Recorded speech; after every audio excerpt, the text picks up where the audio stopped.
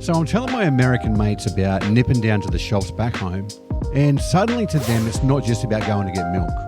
I'm embarking on a quest through a boss-level video game where every character wants me gone. But is Australia really that dangerous, or is Hollywood pulling your leg? Let's bust some myths and reveal what Aussie life is actually like. You better take cover.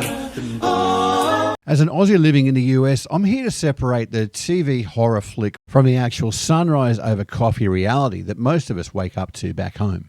You know, the one where the biggest danger is usually running out of milk for your morning Weet-Bix or Nutri-Grain. Or even more terrifying, discovering your local cafe's coffee machines are on the blink. Let's get stuck into it. Everything wants to kill you. I've heard this so many times here. I'd never visit Australia. One bite and you're a goner. Sure, we've got venomous snakes and spiders, but they're not lurking in every corner waiting for unsuspecting tourists. Most Aussies see maybe one snake a year, and it's usually sliding away from us faster than we can say crikey. Spiders? More likely a harmless huntsman in your car than a funnel web in your bed. And honestly, huntsmen are basically free pest control with 8 legs. Horses actually cause more fatalities each year back home than spiders and snakes combined. Cows kill more people than sharks do. But the real danger that gets every Aussie? Underestimating our sun. Aussie UV rays are absolutely no joke. We have some of the highest skin cancer rates in the world, and that's due to powerful sun exposure and UV levels that can reach the extreme. Check out Bondi Beach on Christmas Day if you really want to see the instant effects on pasty European backpacker skin. Kind of like watching lobsters being born in real time. Aussies are all blonde surfers. I'll step into a Melbourne co-working space and you'll hear accents from Mumbai, Lagos, Sao Paulo, and if you're lucky, maybe even Wollongong. Over 30% of Aussies were born overseas, and with so many cultures mixing together, the blonde surfer stereotype is basically a throwback to a 90s deodorant commercial. It's just not real life. There are plenty of Aussies who can't surf to save themselves, have never touched a surfboard, and would honestly rather stay home binge watching Netflix than catch a right-handed break at Sandon Point. Our beaches are stunning, but not everyone's living that endless summer fantasy. Walk through any Aussie suburb and you're more likely to find someone perfecting their grandmother's curry than waxing a surfboard. Everyone lives in the Outback. People in the US love to boast about just how big Texas is, but some of our cattle stations are bigger than entire US states. And here's the twist, hardly anyone actually lives on them. Nearly 90% of Aussies hug the coast in bustling cities like Sydney, Melbourne, Brisbane and Perth, dealing with the same urban headaches as any major city does around the world. The Outback is breathtaking, but it's mostly empty. You're more likely to see a bewildered emu or a feral camel than a person out there. Our normal commutes are trains that run late, traffic jams that make LA look efficient, and overpriced coffee that costs more than your lunch. Most of us live in suburban houses with mortgages that make us cry, not cattle stations with endless horizons.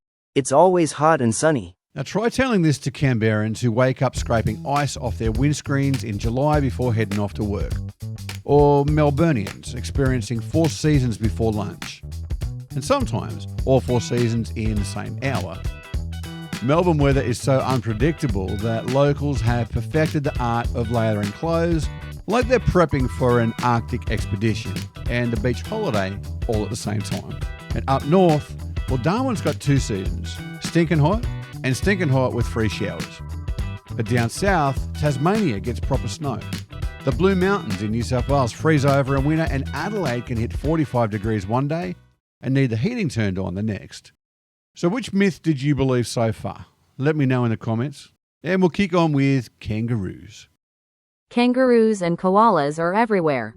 You'll spot these guys in the bush or on a country drive. But in the city, it's pretty much all pigeons and bin chickens. That's an ibis if you really want to sound fancy. Most city kangaroos are actually considered pests. They eat suburban gardens and cause traffic accidents when they hop onto roads at dusk. Koalas are fussy little furballs who spend 20 hours a day sleeping and are pickier about their eucalyptus leaves than a food critic at a 5-star restaurant. Most Aussies see their first wild one in a wildlife park, not while heading off to grab the groceries. And drop bears, I'll let you in on a secret. That's just an Aussie prank we love to play on visitors. No giant koalas dropping from trees to snatch your Vegemite toast. The real steady wildlife? Possums throwing late night parties on your roof, stealing fruit from your trees, and making enough noise to wake the dead. So forget all about the mythical beasts. The real dangers are sunburn that'll turn you lobster red and trying to keep pace with Aussie beer drinkers. Aussies all sound like Steve Irwin. Disappointingly to many, not everyone in Australia sounds like a Steve Irwin meets drunken pirate hybrid with a dash of Paul Hogan thrown in for good measure. Have you noticed that you can only understand a middle-class Australian accent? Too bogan, it's all nice, and too posh, it's like a politician on Question Time or something. I went to a server and get a packet of cigarettes and asked for a packet of cigarettes. They said they didn't have any. I'm like, that's ridiculous. There's a service. There's a classic Ocker accent for sure. But there's also the ABC newsreader's polished tone and a whole range of regional and multicultural flavours. My eldest daughter, Vula, she grew up with an Australian. His name is Wayne.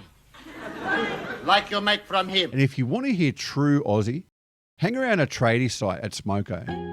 Just don't expect to understand half of it without some subtitles. Oh, and grab some durries for Carl from the servo on the way back. Oh, and make sure you turf the bog rolls into the ute till she's chockers. Don't be a drongo and grab half a dozen. Yeah, no, don't do that. Australians are just like Americans. Australia and America might look similar on the surface. Sure, we both speak English, kind of. Love action movies and can't stop complaining about house prices. But if you scratch beneath that sunburnt surface, you'll find some massive differences that catch Americans off guard. We have compulsory voting. Yep, you'll get a fine if you skip election day. So everyone's got an opinion and a hunger for a sausage sizzle.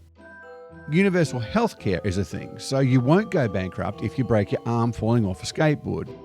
And Aussies have a deep belief in having a fair go. Basically, everyone deserves a shot, and will call out anyone who thinks they're better than the rest. Tipping, not a thing.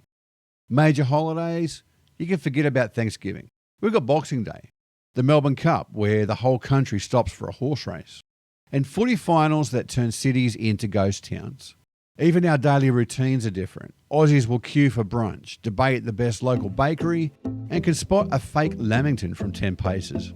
And while we might look like we're just chilling at the beach, we're actually experts at dodging seagulls and arguing about whether beetroot really does belong on a burger.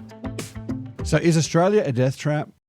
Not unless you count the existential danger of running out of coffee beans or being stuck in a group chat about splitting the bill. It's a modern, multicultural, occasionally weird and seriously amazing place where you'll find world-class food, wild landscapes, and people who take the mickey out of you the second you walk through the door, but actually really like you.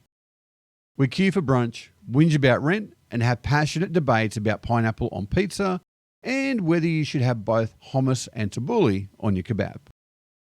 The real threats? Sunburn, magpies, and the risk of never wanting to leave after your first proper beach barbecue.